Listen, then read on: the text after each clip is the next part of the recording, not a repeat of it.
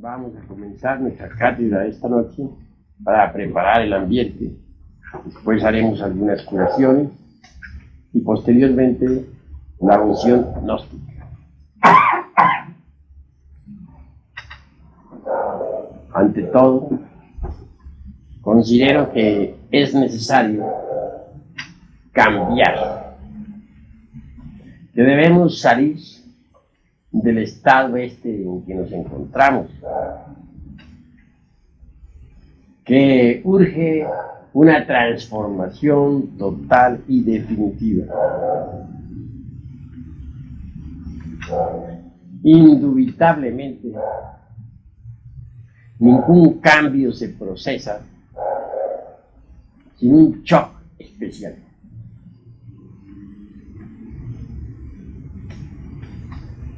Obviamente, las 7 notas do, re, mi, fa, sol, la, si se hallan relacionadas con todos los eventos de la vida. Do, re, mi implica de hecho una serie de sucesos. Pero observen ustedes que entre mi y fa existe realmente una pausa. Eso es obvio.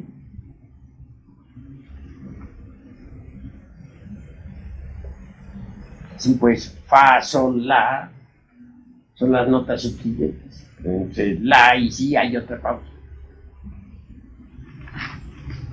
Si uno se propone en la vida realizar un programa, un proyecto, habrá de comenzar inevitablemente por la nota do,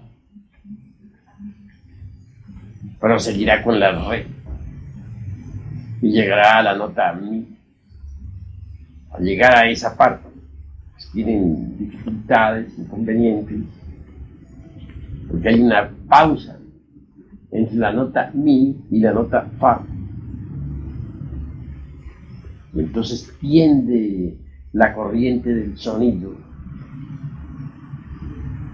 a regresar al punto de partida original. Como secuencia o corolario, es apenas normal que el esfuerzo inicial de que el proyecto se puso en marcha zozobre. Pero si uno lanza un nuevo esfuerzo para atravesar la pausa que va desde la nota mi hasta el fa, es obvio y apenas normal que se mantendrá en línea recta y hasta en ascendente el impulso inicial y el negocio triunfará. Continuando con todo eso, veremos que entre las notas que vienen luego las notas fa, sol, la, pero entre el la y el si hay una nueva pausa.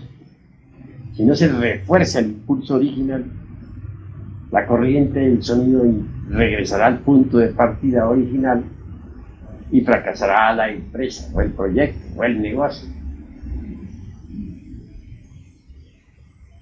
Así que es muy importante esto de las 7 notas de la escala musical. Es formidable esta cuestión de la corriente del sonido. Acá hay un shock al sonido entre las notas mi y fa, y otro entre las notas la y si. Siempre se necesita de un shock que le permita a uno existir, que permita un cambio, una transformación. El niño nace, viene al mundo. El primer shock que recibe es el del aire que inhala. que recibe. Al inhalar el aire, recibir el oxígeno, por vez primera, el niño vive. De manera que nosotros necesitamos de ese shock meramente físico para existir. También es cierto que si, por ejemplo, en vez de respirar nosotros oxígeno, hidrógeno, etc., respiráramos, por ejemplo, monóxido de carbono, se produciría el shock, pero no sería recibido por el cuerpo. El cuerpo rechaza, no aceptaría ese shock y vendría la muerte. En cuanto a nuestra tan cacareada civilización moderna, sucede que necesitaría un shock para no morir, para no ser destruido. Ese shock solo podría ser a través de otra civilización e inmensamente superior a la nuestra. Solo así podría esta civilización no morir. Habría que inventar el tipo de shock para dárselo a esta civilización agonizante. Pero no se ha inventado ese tipo de shock que permita a esta civilización pues transformarse y existir. Obviamente esta civilización pues tendrá que morir por falta de ese shock. Eso es claro.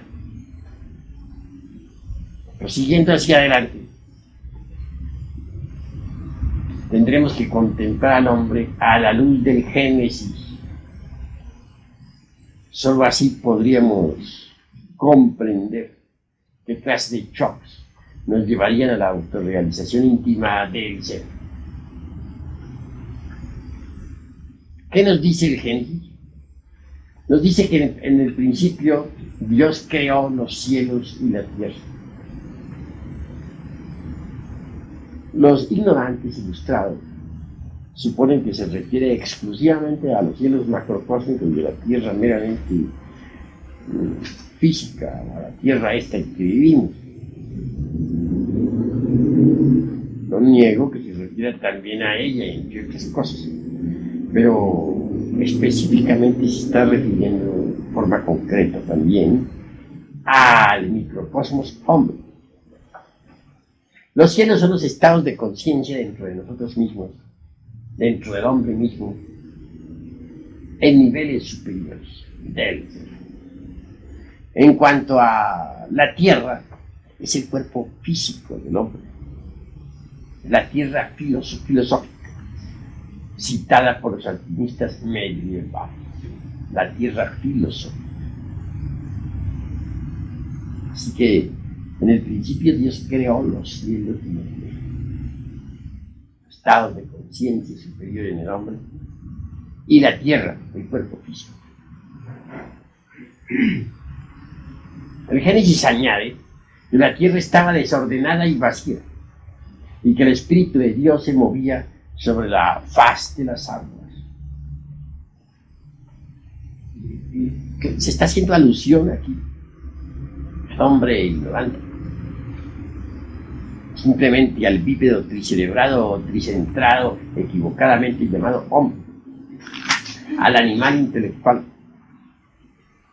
que es tierra desordenada y vacía, que tiene su mente en el más completo desorden. Es un verdadero caos. Únicamente cree en lo que le informan los 5 sentidos, que vive en el mundo de las pasiones animales,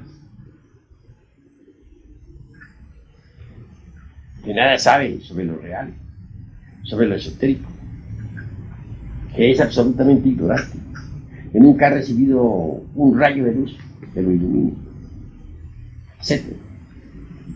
Es hombre común y corriente, el hombre del mercado, el hombre de la plaza pública, el hombre vulgar de la tierra, citado por por uno de nuestros rituales gnósticos, creo que el de segundo grado, etc. Tipo sensual y grosero. Es el promedio de la vida humana. Ese es el promedio de la vida hombre. El promedio de todos los millones de seres humanos o de humanoides que viven actualmente en el mundo. ¿Cómo salir de ese estado? Imaginémonos por un momento que nos levantamos nos subimos a una torre para ver las multitudes humanas.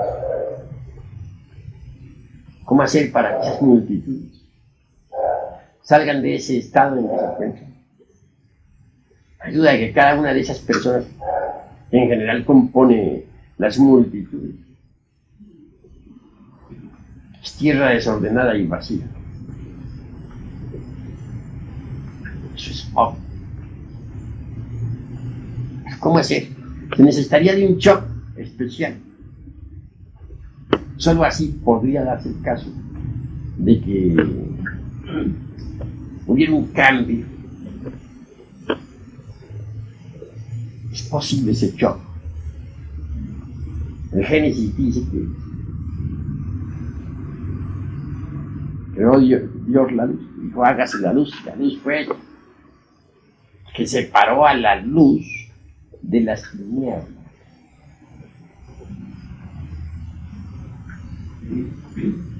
¿A qué tinieblas se refiere el Génesis? Pues a las tinieblas que están dentro de uno mismo, dentro de esta tierra filosófica. Pero, ¿qué clase de tinieblas son esas?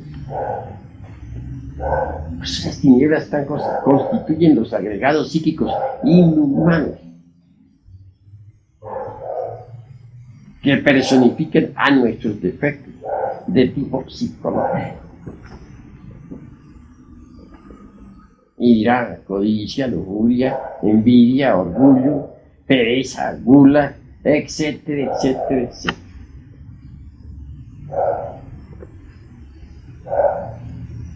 Bueno, he citado únicamente los 7 pecados capitales.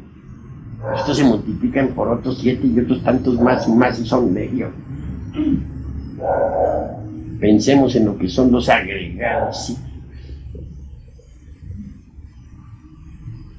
Ya Virgilio, el poeta de Mantua, aunque tuviéramos 1000 lenguas para hablar y para dar día cero, no alcanzaríamos a enumerar todos nuestros defectos cabalmente.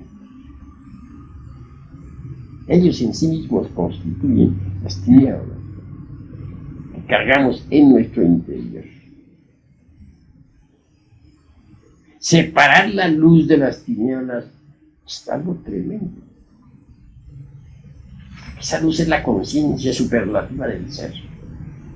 Arrancársela a las tinieblas, es decir, desembotellar la conciencia, extraerla de entre cada agregado psíquico inhumano, de hecho implica terrible superesfuerzo que hay que realizar en uno mismo y dentro de uno mismo, aquí y ahora.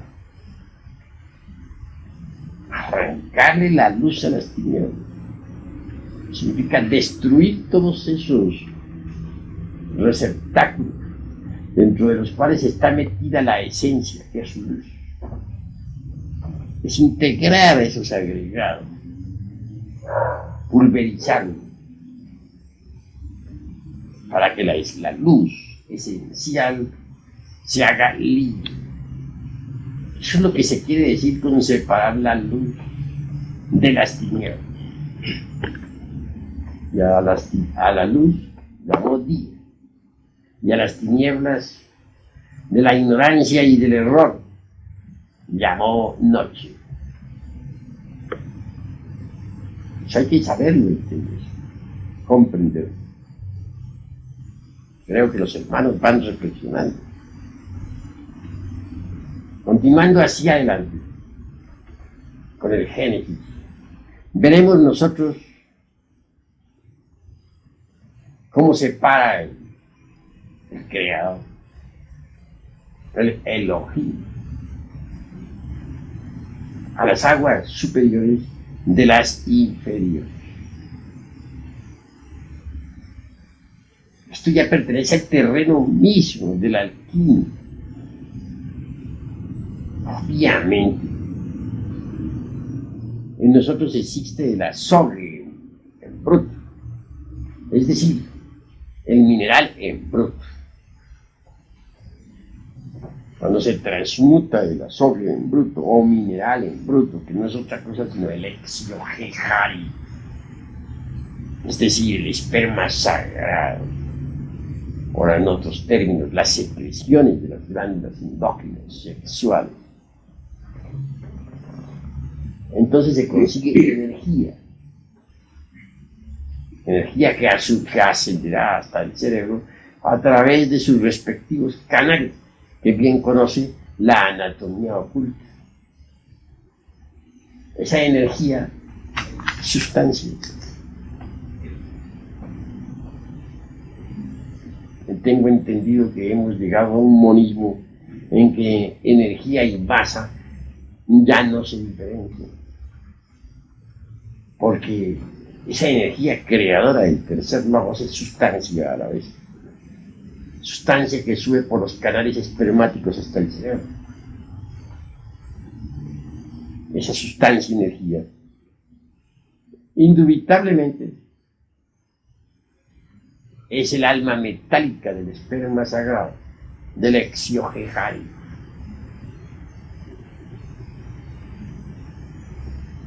Esa alma metálica del esperma sagrado es pues energía y es sustancia. Como sustancia la podríamos llamar el mercurio de la filosofía secreta. No es un mercurio seco, como el de los yoes, los agregados psíquicos que personifican nuestros errores. No, es un mercurio líquido, acuoso. Fijaos de las cosas desde ese punto de vista. Vemos cómo las aguas superiores mercuriales se desligan o separan de las aguas inferiores. Hay una separación de aguas. Y separó Dios las aguas de las aguas superiores de las aguas inferiores.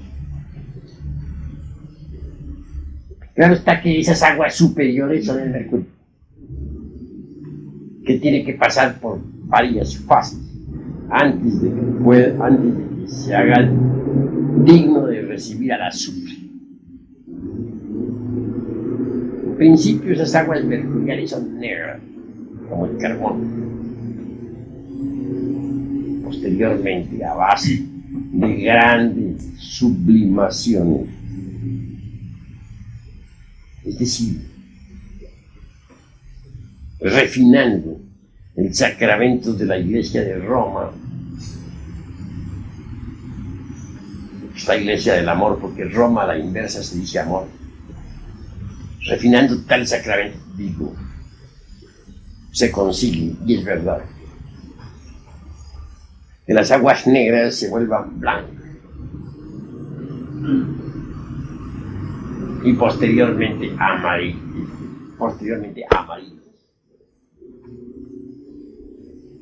En alquimia hay animales que alegorizan estas fases del mercurio. Se dice que en principio el mercurio es negro, está representado por el cuervo negro, que después se vuelve blanco y está representado por la paloma blanca.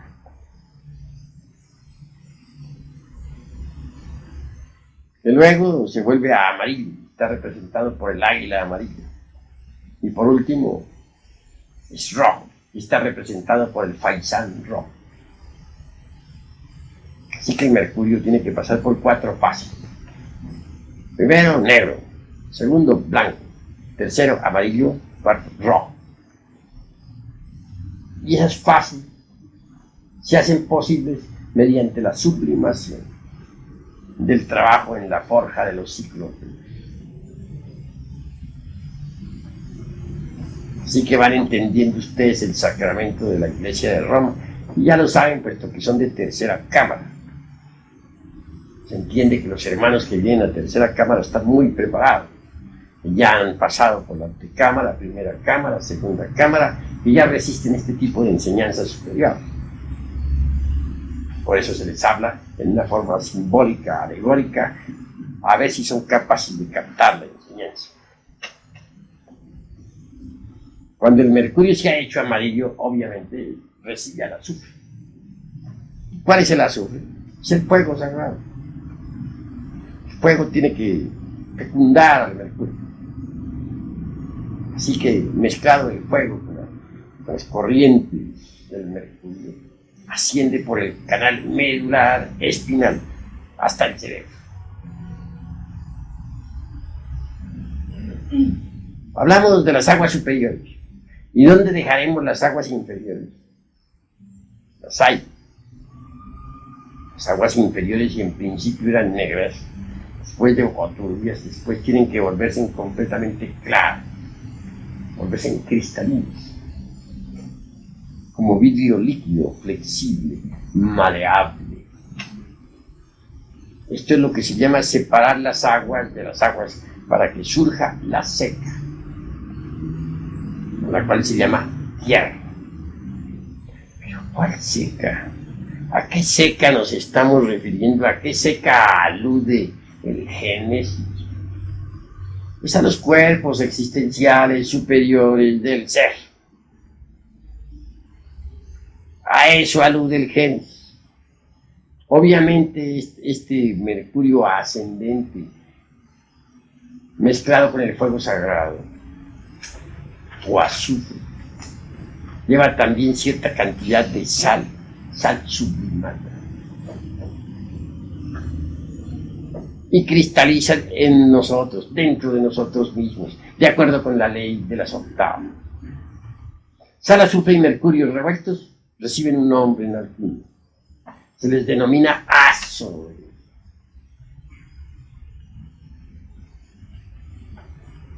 Bueno, ese azo en general cristalizará dentro de nosotros de acuerdo con la ley de las octavas.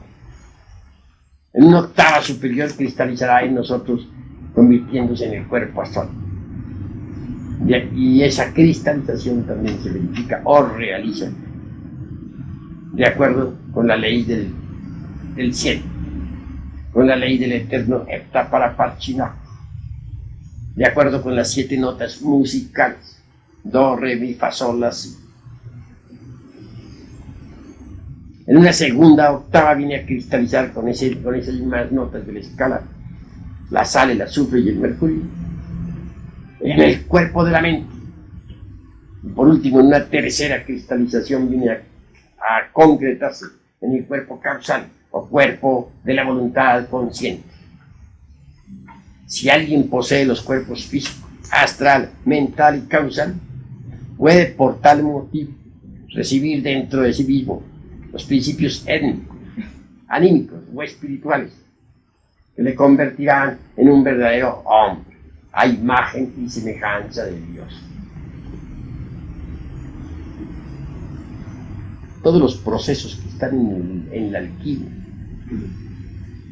donde se hace alusión se hace alusión a la hierba verde, a todo árbol que dé fruto, es interior. Obviamente debe dar fruto en nosotros los árboles, el árbol del conocimiento, el árbol de la ciencia del bien. La semilla de sabiduría debe germinar en nosotros. Las lumbreras del espíritu deben iluminarnos. El sol espiritual debe darnos vida. Hasta que al fin, tantos trabajos de la alquimia, eliminando los agregados psíquicos inferiores, domando los peces y los animales que dentro de nosotros tenemos y haciéndonos reyes y señores de ellos hasta destruirlos. Aparece entonces el hombre hecho a imagen y semejanza de Dios en el 6º día de la creación. Pero todavía no es por tal motivo el hombre viviente. El hombre, el 6º día, está hecho únicamente a imagen y semejanza de Dios, pero no es el hombre viviente. El hombre viviente es el hombre del séptimo día. Ese sí es el hombre viviente. El hombre que se ha integrado con la divinidad. El superhombre. El maestro resurrecto. A ese alude tácitamente, claro, el Génesis. Si para poder transformarnos en hombres vivientes, en hombres hechos a imagen y semejanza de Dios, necesitamos un choque especial. Es el del conocimiento esotérico óptico. Obviamente, para convertirnos en hombres vivientes, necesitaremos de un tercer choque especial. Concretemos. Para que exista el hombre físico se necesita un choque físico. Es el aire que se respira en el momento del nacer. Para que exista el hombre hecho a imagen y semejanza de Dios, se necesita otro choque. Está definido con aquellas palabras que dice: dijo Dios, hágase la luz, y la luz fue, y separó a la luz de las tinieblas. El hombre ignorante necesita de un choque especial. Necesita de alguien que le lleve el conocimiento. Necesita de alguien que le lleve la enseñanza. Necesita recibir las luces del esoterismo. Eso produce en él un choque especial. Y solo ese choque especial puede transformarlo más tarde. Puede convertirlo, dijéramos, en lo que se llama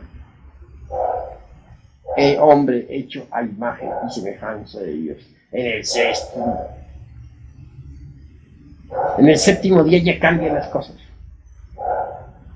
Para llegar a ser hombre viviente, el hombre del séptimo día, se necesita otro choque de tipo muy especial. Un hombre del sexto día es un hombre hecho a imagen y semejanza del Eterno, pero no un hombre viviente todavía. Se necesita de un tercer choque para convertirse en hombre viviente. Es un hombre del sexto día, hecho a imagen y semejanza del Eterno.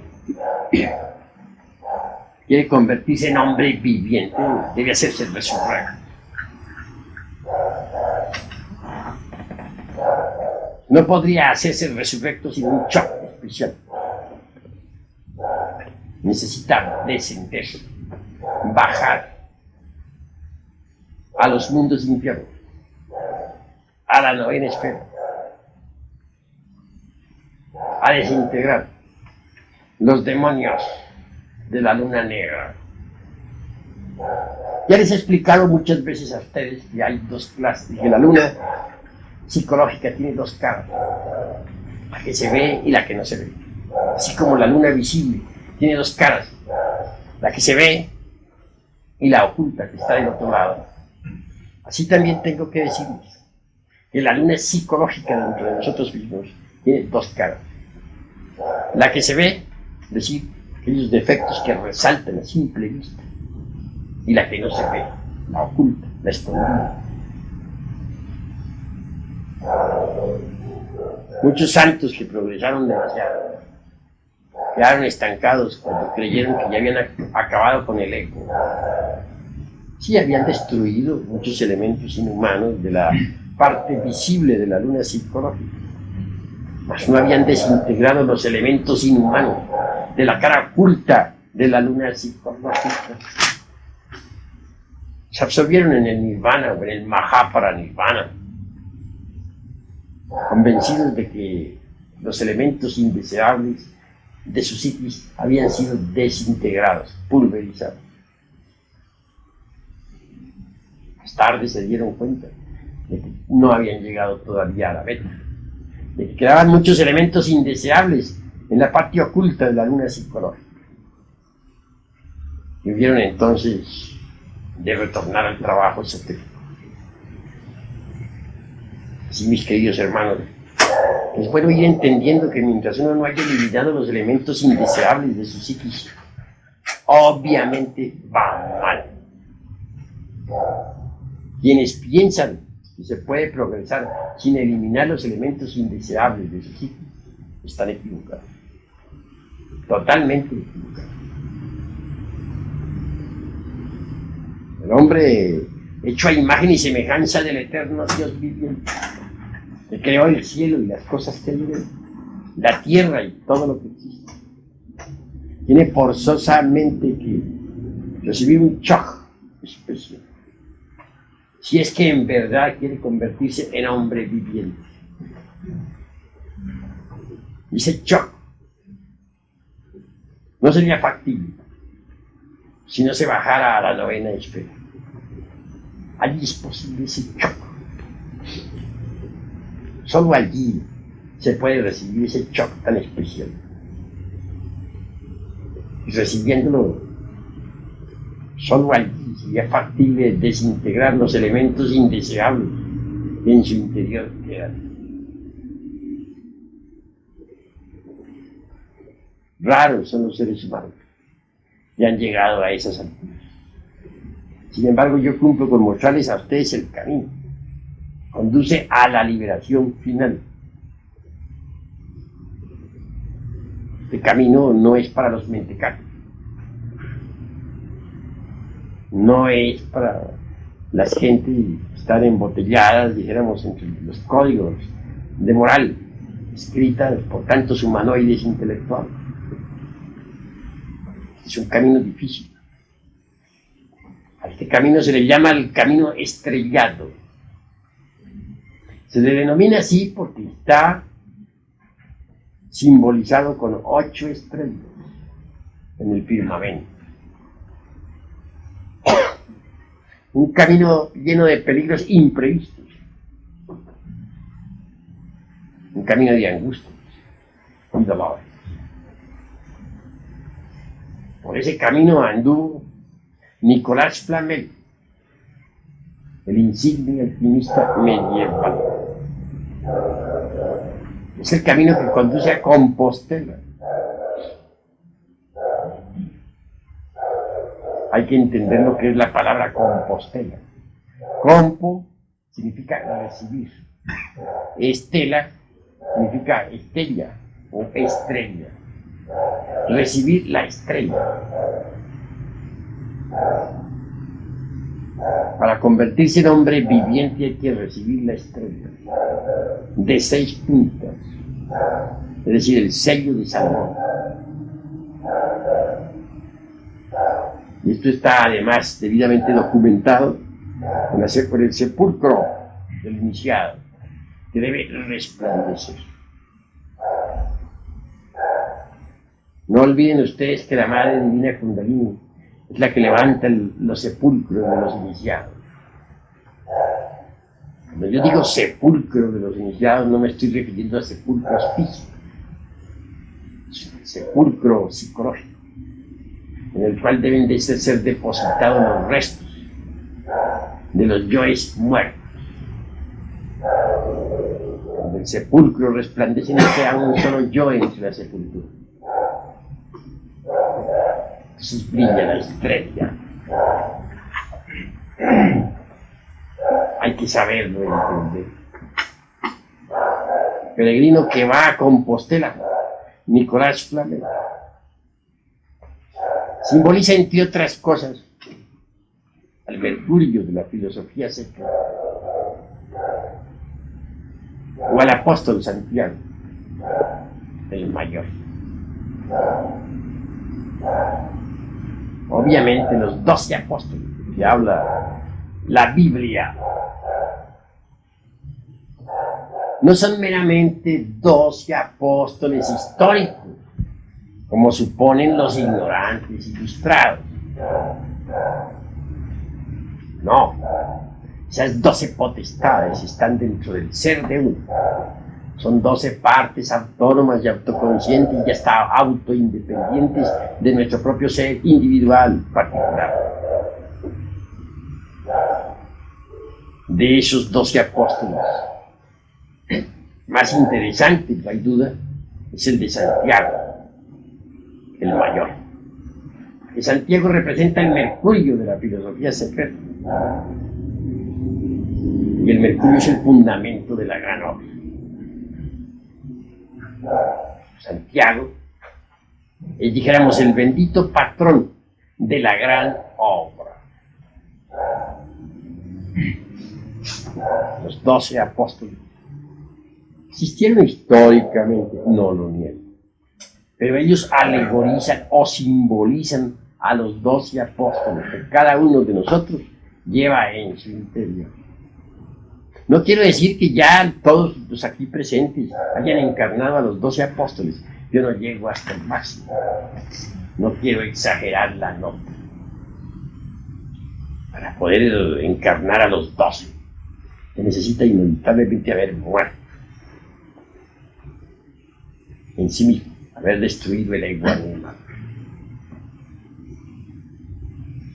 Las 12 potestades, obviamente, fueron depositadas por el Salvador en el vientre de la Madre Divina Kundalini. De allí surgen las manifestaciones, vienen y entran en nuestro cuerpo físico. No se confunda a las 12 potestades con las 12 facultades. Ciertamente tenemos 12 facultades, o sea, 5 sentidos ordinarios y las 7 iglesias del Apocalipsis de San Juan. Esas 12 facultades no son las 12 potestades, pero sí se relacionan en una u en otra forma con las 12 potestades. Sí, mis queridos hermanos, Santiago, por ejemplo, representa la gran obra. Y éramos las enseñanzas relacionadas con la gran obra vienen del Padre de todas las luces y llegan a la mente a través de Santiago, del apóstol. No pensemos en el Santiago histórico, repito, estoy hablando del Santiago particular de cada uno de nosotros. Dentro de nosotros están las 12 potestades, están los 24 ancianos, están los 4, te dije, los 4 elementos, etcétera, etcétera, etcétera. El ser de cada uno de nosotros parece un ejército de niños, de infantes. Cada una de las partes del ser goza de autonomía, autoconciencia, autoindependencia, que necesitamos nosotros perfeccionar. Cada una de las partes del ser, eso es real, eso es cierto y de toda verdad. Pero eso solamente es posible eliminando los elementos subjetivos de las percepciones. Perfeccionar la parte superior del ser es muy difícil. Quien logre perfeccionar la parte superior de su propio ser recibe el grado de Ismech. Son pocos los que llegan a esas alturas. Hemos de empezar, claro está, crear dentro de nosotros mismos al hombre hecho a imagen y semejanza de Dios. Este hombre no podría surgir a la existencia sin un choque especial. Ese choque es el de la gnosis, es el de la luz. Lo va a sacar del estado caótico y lo va a convertir en un hombre autoconsciente.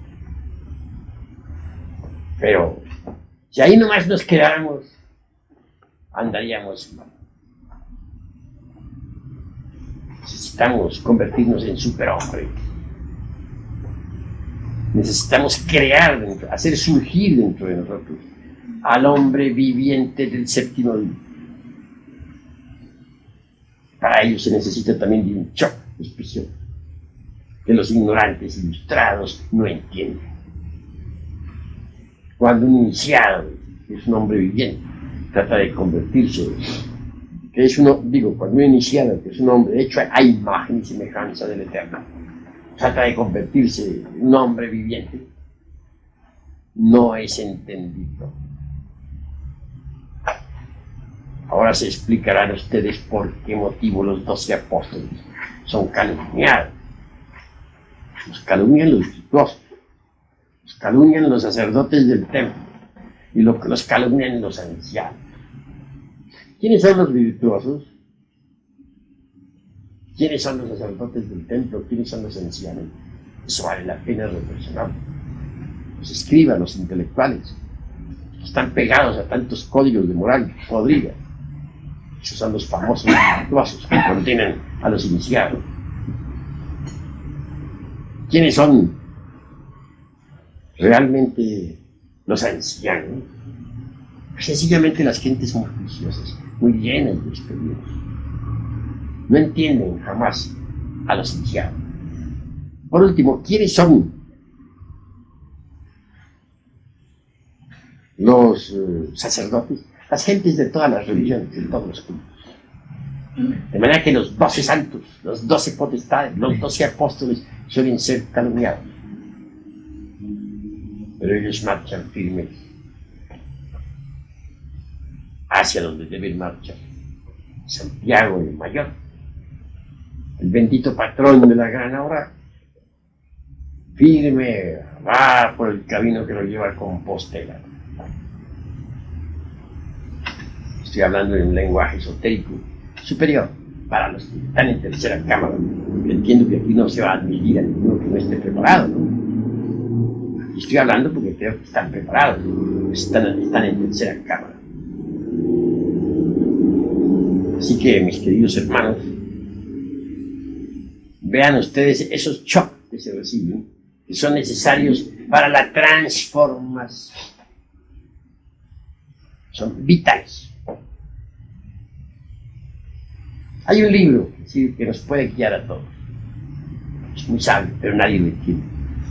Cualquiera de ustedes lo puede comprar en el mercado. Se vende por montones.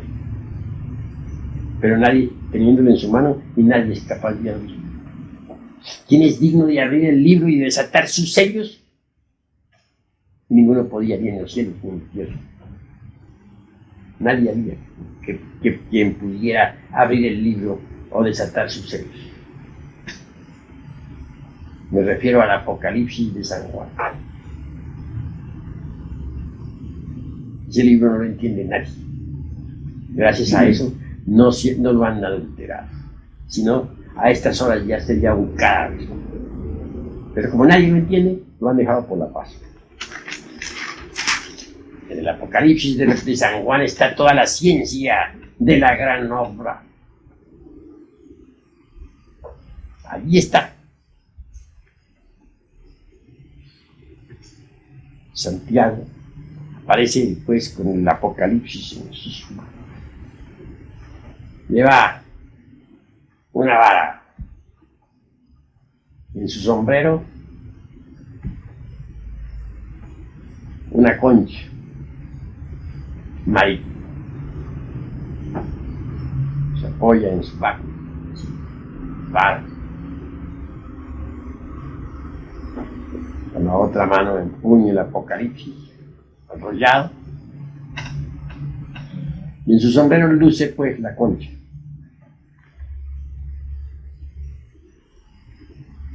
El sombrero de él es algo muy curioso. Está hecho como cosa rara con una calabaza. Recordemos que precisamente en la Edad Media muchos místicos tenían el agua bendita en una calabaza. El agua sagrada. Es decir, el mercurio de la filosofía secreta. El Apocalipsis puede guiarnos si nosotros recibimos enseñanzas del Padre de toda la luz. Y no es posible recibirlas sino a través de Santiago. Santiago es el mercurio de la filosofía secreta. El mercurio hay que prepararlo en la forja de los siglos, en el laboratorium, oratorium del tercer logo. Ahí se prepara el mercurio, con el que hay que trabajar. ¿Podemos utilizar la clavícula de Salomón exclusivamente para invocar a las entidades peligrosas o también se puede utilizar para invocar a las entidades divinas? Uno con la clavícula de Salomón puede invocar a los ángeles, los dioses ángeles. En la Edad Media se utilizaban las clavículas para invocar a Lucifer. Claro, Se necesita tener mucho valor para hacer un tipo de invocaciones de esa clase. Son muy peligrosas, puesto que el individuo no tiene todavía la estructura de un adepto, de un mago. Ante una cuestión de esta le sucede lo que le sucedió a ese buen amigo. 3 días después moría. Y no está de más en estos momentos volver a recordar lo que sucedió en Costa Rica.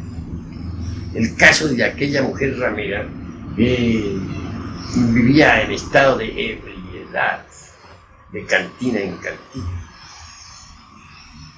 Y aunque resulte un poco grotesco repetir sus palabras, pues para bien de la gran causa conviene repetirlos. Ella decía, pues, yo diariamente, perdonan ustedes la expresión, me acuesto con tantos, 14, 15 hombres, 20. Y decía más, y si se me apareciera el diablo en persona, pues estoy refinando las palabras, no estoy sacándolas totalmente por ser demasiado vulgares. Pues con ese también me acostaría. Bueno, cuentan, lo sabe todo el mundo, un pueblo de Costa Rica. Ciertamente, un día de esos tantos llegó a visitar a la tal mujer un aparente marino. Naturalmente, la requirió de amores, también se acostó con él. Después de que aquella mujer, pues, hubo realizado el acto sexual, pues, un marino en cuestión, se sentó en el umbral de la puerta de su horrible apartamento. Así, sentada, contemplaba el paisaje, panorama, las gentes que iban y venían, etcétera, etcétera. De pronto sintió que alguien le llamaba. Era el marino. Le dice, tú no me conoces. ¿Crees que me conoces? Porque dormiste conmigo, pero estás equivocada. No me conoces. Vuelve a mirar hacia adentro para que me conozcas. Se la volvió a mirar y ve a Lucifer convertido en un verdadero diablo, terrible como lo pinta la mitología por ahí, con todos sus horrores cavernales.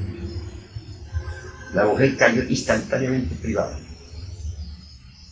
3 días después moría en el hospital. Dicen los que fueron los que la vieron, y de aquel apartamento salía azufre. Durante algún tiempo las gentes no quisieron volver a pasar por esa casa. Claro, ella antes de morir contó su historia, alcanzó a contar a algunos, pero no resistió, murió. ¿Qué sucedió? Pues el propio Lucifer de ella, que estaba tan horrible, es claro que intervino para bien de ella misma. Posiblemente, yo no digo posiblemente, sino que eso es obvio. Fue enviado por el anciano de los días, por su propio padre de ella, en secreto. Y actuó, se materializó físicamente. Claro, la lección para esa mujer fue terrible. Desencarnó. Pues podemos estar seguros de que cuando esa mujer vuelva a tomar cuerpo, cuando regrese, ya no volverá jamás a caer en la prostitución. Hasta es posible que siga la senda de castidad. Pues la lección que recibió fue bien amarga. Es decir, se ve que su padre, que está en secreto, resolvió hacerle una operación quirúrgica.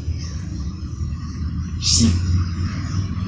Para eso se valió de esa parte del sol, que se llama Lucifer.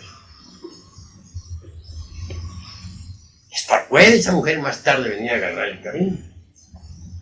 Venerable. Sí. Y entonces para blanquearnos, Lucifer, ¿qué podemos hacer? Destruirle, reducirlo a polvareda cosa. Hay necesidad de vestirlo de blanco. Más aún, hay necesidad de vestirlo con la púrpura de los reyes.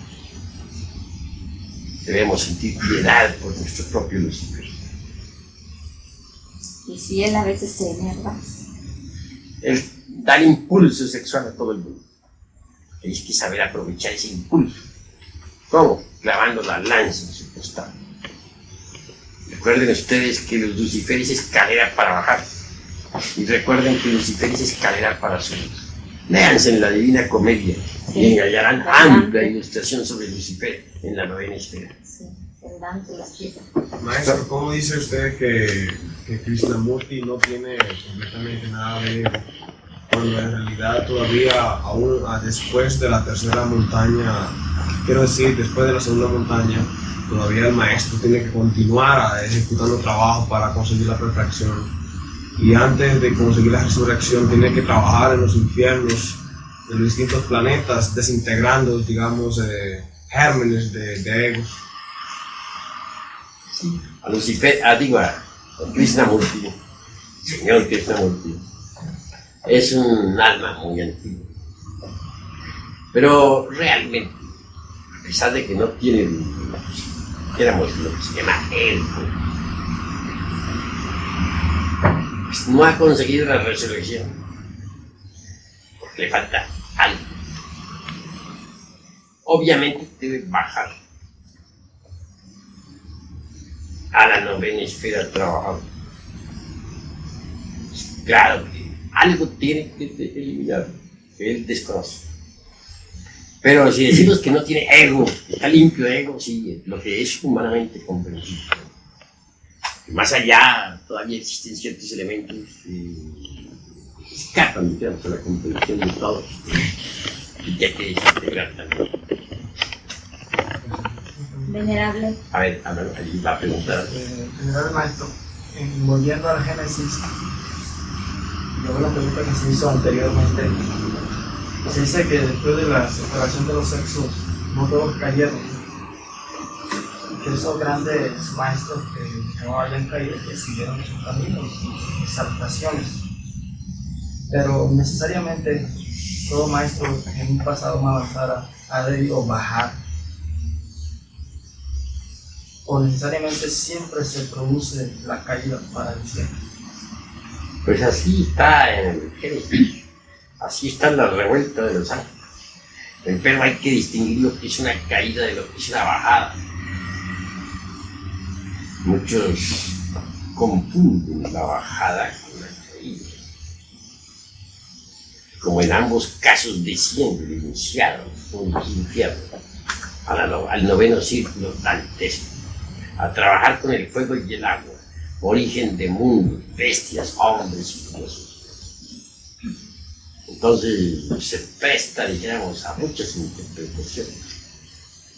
Pues no hay que confundir jamás una caída con una bajada, son diferentes. Y siempre se dan en todo Génesis las bajadas y las caídas. O sea que siempre se procesa el error, digamos así, de Sakaki. Bueno, Sakaki no se procesa en todos los casos. El arcángel Sakaki se equivocó aquí en este sistema solar o en este planeta Tierra, pero ese es un caso de punto y aparte.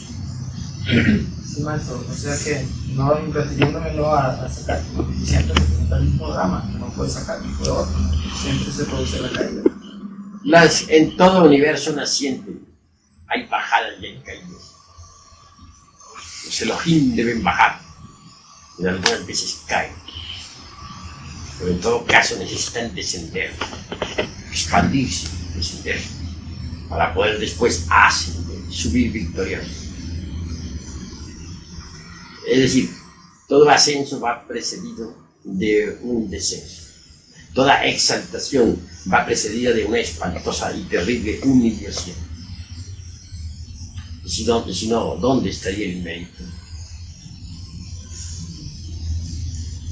Maestro, cuando un maestro se sumerge en el supremo absoluto, ¿se convierte en una heroína? Pues yo no podría pensar que se pudiera sumergir, que se pudiera convertir en Elohim en el absoluto. Un Elohim tiene que, para poder sumergirse en el absoluto, primero tiene que ser Elohim, luego sumergirse. Antes, no. ¿Cómo dices? No, eso que yo le pregunté es que se convierte en a Elohim. A Elohim es a Elohim.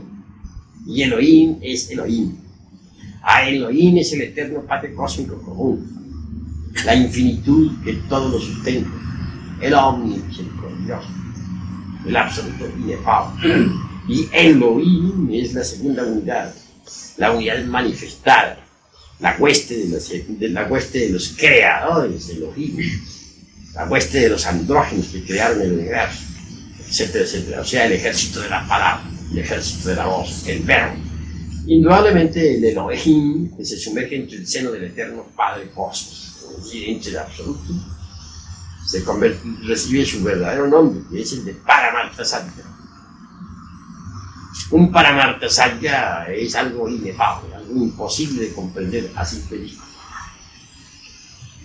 El Paramartasatya está más allá del bien y del mal, más allá de la personalidad, de la individualidad y del yo. Paramartasatya es transparente como el cristal, terriblemente divino. Son muy pocos los que logran convertirse en Paramartasatya. Maestro, volviendo al Lucifer, el Lucifer, como uno tiene que blanquearlo, ¿no? O sea, convertirlo en el brillante, ¿no? Un latón. Entonces, él mismo puede colaborar con uno para que uno lo convierta en ese Lucifer exaltado. Pues para él colabora con la tentación. Si no, ¿de qué otra manera podría colaborar? Cuando la tentación es falsa, pero el triunfo sobre la tentación es luz. Si uno vence la tentación, pues vence a Lucifer. Al vencerlo por el mismo cuerpo de Lucifer, sobre las espaldas de él, triunfa uno, sube.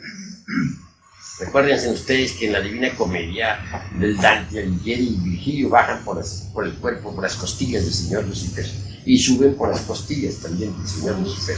Que Lucifer es escalera para bajar, Lucifer es escalera para subir. Si vencemos la tentación, subimos por las mismísimas espaldas de Lucifer, y eso es lo que quiere Lucifer. Él nos pone la tentación para que nosotros podamos subir. Vean ustedes a Cristo disfrazado como Lucifer. Cuán grandioso es Christus Lucifer. Cuán grandioso.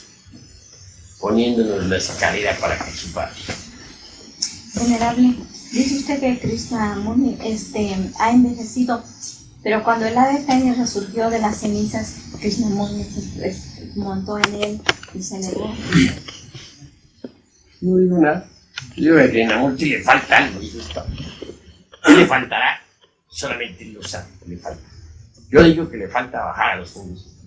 Bueno, ese es mi concepto. Otros pueden pensar diferente. Maestro, y leyendo el libro de Krishnamurti, el Bhagavad Gita, ahí se ve, es muy profundo, pero se ve que no bajó a los mundos internos, y hablando con algunos adeptos en su sociedad, se ve que no trabajan con el tercer lobo, porque simplemente son abstemios y dicen que utilizan el sexo únicamente para procrear. O sea que, y si ellos siguen su enseñanza, quiere decir que él no trabajó en ese aspecto. La obra de Bhagavad Gita es una obra muy sabia. Tiene dos caras, la pública y la secreta. De la cara secreta, vemos nosotros perfectamente que está definido todos los trabajos de esotéricos. Y nos encontramos a Arjuna bajo la dirección de su dios interno, Krishna, peleando terriblemente contra sus parientes, lanza en mano, en el campo de batalla. Esto no es otra cosa sino la lucha contra los agregados psíquicos inhumanos que todos en nuestro interior cargamos. Así pues que cuando se habla de la danza y todo eso hay que saber entender. Krishna indudablemente es un gran avatar. ¿Qué decía? Hay que establecer una diferenciación entre Krishna y Krishnamurti, que son dos cosas diferentes. Pues sí, estamos hablando, ella me ha preguntado por Krishna y por Bhagavad Gita. Sí, maestro. Digo, una cosa, y Krishnamurti es otra cosa, ¿no? Ya sabemos que el señor Krishnamurti vive actualmente en el Río, en Estados Unidos, ¿no? Sí. Pero nada, ¿a quién te estás refiriendo? Bueno, maestro, sinceramente me estaba refiriendo al que maestro estaba mencionando. Estoy hablando El que escribió el Bhagavad Gita. No, el que escribió el Bhagavad Gita es una cosa, es Krishna. Y Krishnamurti es otra cosa, punto y aparte. Maestro, ¿por qué es un delito lanzar la piedra filosofal más de 7 veces? Bueno, porque ya ese poder al Cristo anoche es un imperio. De manera que se puede caer bajo maldición. A ver, hermano. Venerable maestro, cuando he trabajado con Lucifer, con el divino Daimón, para salir cuerpo astral o en Quiznas, y especialmente para conocer mis entidades indeseables en los 49 niveles del subconsciente, me he encontrado con el hermano terrible. ¿Lo debo vencer o debo ser amigo del hermano terrible? Puedes vencerlo, si quieres vencerlo. Pero recuérdese que todo eso es simbólico. Recuérdense que lo que nos interesa a nosotros es prácticamente la muerte del mí mismo, del sí mismo. Mientras un hombre no pase por la muerte del ego, mientras no sea decapitado, pues obviamente marcha por el camino del error. Para algo nos interesa el señor Lucifer, porque nos sirve de escalera para subir. Y eso es todo, y es desde ese punto de vista interesantísimo, importante, y es lo que en esta cátedra especialmente nos debe interesar. Me refiero específicamente a esta cátedra. La muerte del ego animal es fundamental. A ver, hermano. Nuestro, volviendo al Génesis, ¿no? Y donde dice la Biblia que el hombre estaba solo, recibiendo la separación de los sexos. Se produce un drama. La pregunta sería lo siguiente: existiendo el poder luciférico, ¿qué razón de ser tenía entonces el darle a la humanidad el órgano profundo? Eso fue necesario en una época, hubo errores de cálculo, es otra cosa. Obviamente que cada máquina volcánica capta determinados tipos de energía cósmica, que luego transforma y retransmite a las capas anteriores del organismo planetario en el que vivimos. Como quiera que en esa época lemúrica, en que sucediera esto que tú estás preguntando, pues la Tierra no tenía estabilidad, la corteza geológica se estremecía, habían incesantes terremotos. Se consideró necesario pues, que esa máquina que sirve para transformar energías equivocadamente llamada hombre, pues fuera readaptada y se le dio el abominable órgano antiguado. El resultado fue magnífico, se consiguió la estabilización de la corteza geológica, pero hubo error de cálculo en el gran ángel Sakaki, porque falló en los números transfinitos. Ese error de cálculo hizo que tuviera la humanidad ese órgano activado más allá de cierto tiempo normal. Es decir, se le fue la mano al arcángel Sakaki. Y el resultado fue que cuando desapareció el abominable órgano, debido a la intervención del arte físico-químico común, Serafín Ángel lo hizo. Quedarán siempre las malas consecuencias del abominable órgano activado en el organismo. Esas malas consecuencias son los agregados psíquicos inhumanos que todos nosotros en nuestro interior cargamos. Me refiero en forma enfática a los yoes, que personifican nuestros defectos. ¿Qué me decías, hermano? Podemos establecer que Lucifer es el propio instinto sexual. ¿El perro guía? ¿El qué? ¿Perro guía? Sí, mirado desde ese punto de vista. En el fondo, Lucifer es la reflexión del logos en nosotros. Quien da ese impulso, si logramos clavarle la lanza a Lucifer, dominando el impulso sexual, pues subimos de grado en grado por el mismo cuerpo del señor Lucifer. Por eso les decía a ustedes en forma jocosa que si queremos verdaderamente llegar a la autorrealización íntima del ser, necesitamos tener por compadre al diablo. O sea que para realmente pulir el mandamiento de Roma hay que blanquear el latón. Pues el latón no se blanquea si no se refina el sacramento de la Iglesia de Roma. Si se refina el sacramento de la Iglesia de Roma, se blanquea el latón. A condición de trabajar sobre los agregados psíquicos inhumanos que en nuestro interior cargamos, para destruirlos con la lanza de Longinus. Maestro, sabemos que un maestro es, por decirlo así, rey de la naturaleza y de que los elementos, por ejemplo, como los gnomos y pigmeos de la tierra, le obedecen al maestro, como en tratar de arreglar ese problema que existía en las capas de la tierra no fue, digamos, no se pudo hacer por medio de órdenes de los inefables maestros, digamos, ordenarle a los gnomos y pigmeos que ejecutaran el trabajo. Pues los maestros no son empíricos, trabajan con las leyes de la mismísima naturaleza, imitan a la naturaleza y con la naturaleza transforman a la naturaleza. Así está estipulado en Saint-Diboge, el gran alquimista medieval. Así que es indubitable que no se pueden quebrantar leyes. Hay que usar las mismas leyes para poder organizar la naturaleza. O sea que eso hubiera sido casi como decir un salto que hubiera dado la naturaleza. Sería empírico lo que tú estás diciendo. Hay que trabajar de acuerdo con las reglas según arte.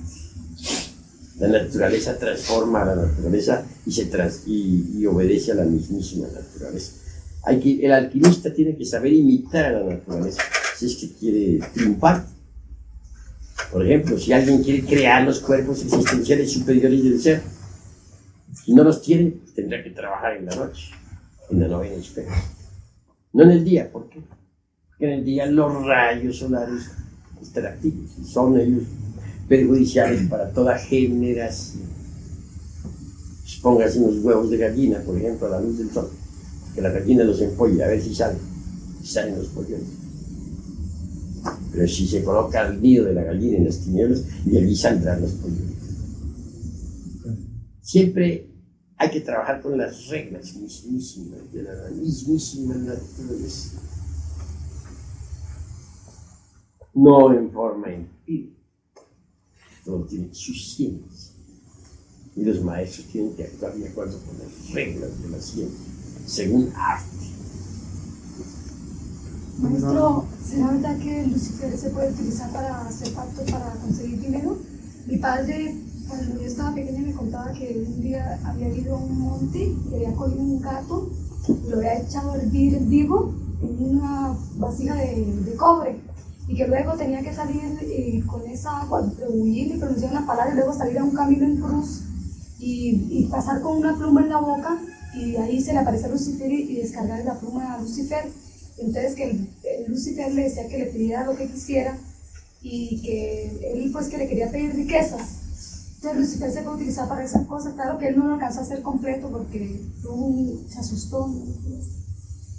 Pues la realidad es que las gentes con esas operaciones de magia negra lo que hacen es invocar a los demonios, pero no a Lucifer. No, Lucifer. Entonces, no, Lucifer no. Él no se presta para esas cosas. Él es la reflexión del Logos, del Cristo mismo dentro de nosotros, del Christus Lucifer. Es sagrado. Cuando mucho nos provee de la tentación, y eso para nuestro bien. Sí, hermano. ¿Cómo podríamos nosotros diferenciar, digamos, al yo sensual del impulso luciferino? ¿Del qué? El impulso luciferino, ¿no? De Lucifer. Pues despertando la conciencia. Los dormidos no saben de esas cosas. Dormido está y confunde la gimnasia con la magnesia. Una y un millón de veces. Claro. Bueno, a ver, hermano. Maestro, disculpe, como disciplina, se puede, digamos, normalizar que uno haga preguntas de tercera cámara, porque muchas veces somos instructores y estamos haciendo preguntas de primera cámara. ¿Se puede como disciplina ir normalizando ese criterio? Bueno, estamos en tercera cámara y entiendo que las preguntas que se están haciendo son de tercera cámara, ¿no? Como hemos oído preguntas de primera cámara, pues le pregunto la pregunta. ¿Y se puede hacer preguntas de primera, de segunda o solo o exclusivamente de tercera cámara? Pues volvemos otra vez a la cuestión consciente. Este grupito, aunque esté en tercera cámara, todavía no está despierto. Y entonces el maestro tiene que ser pues, lo suficientemente comprensible como para poder dar la clase. Porque si uno se convirtiera en un personaje, dijéramos, reaccionario, un personaje duro, todo, pues naturalmente no sería capaz de dar la clase. Hay que tener, digamos, comprensión para con los estudiantes. aunque sea la clase de tercera cámara, pues no todos logran comprender la totalidad y hay que tratar de bajar a su nivel para que ellos puedan entender. Entendido. Maestro, dice que Lucifer es escala para subir y bajarla. Y entonces, ¿qué sería de nosotros si él no existiera? Pues sería inconcebible la existencia también de tu persona. Si Lucifer no existiera, tú no existirías. Para que tú existas, se necesitó de un impulso sexual. Yo, que hizo que el padre y la madre tuyo te trajeran al mundo, te fabricaran ese cuerpo físico que actualmente tiene. De verdad que si Lucifer no existiera, no existirías tú, ni existiría ninguno de los aquí. Esa es la cruda realidad de los hombres. Pero Lucifer no es un individuo aparte, como ese diablo que ponen los curas allá, un tenedor enorme y gobernando el universo. No. Lucifer es la reflexión del Logos dentro de nosotros. Cada cual tiene su propio Lucifer. Creo que ya esta cátedra pues, ha concluido. Vamos a hacer algunas curaciones, pero no me van a salir con un montón de curaciones porque no nos alcanzaría el tiempo. Un niñito que me iban a traer, una hermanita que, bueno, me habló de asuntos psíquicos, y eso como una excepción, porque en tercera cámara no se hizo eso. El niñito que lo traiga.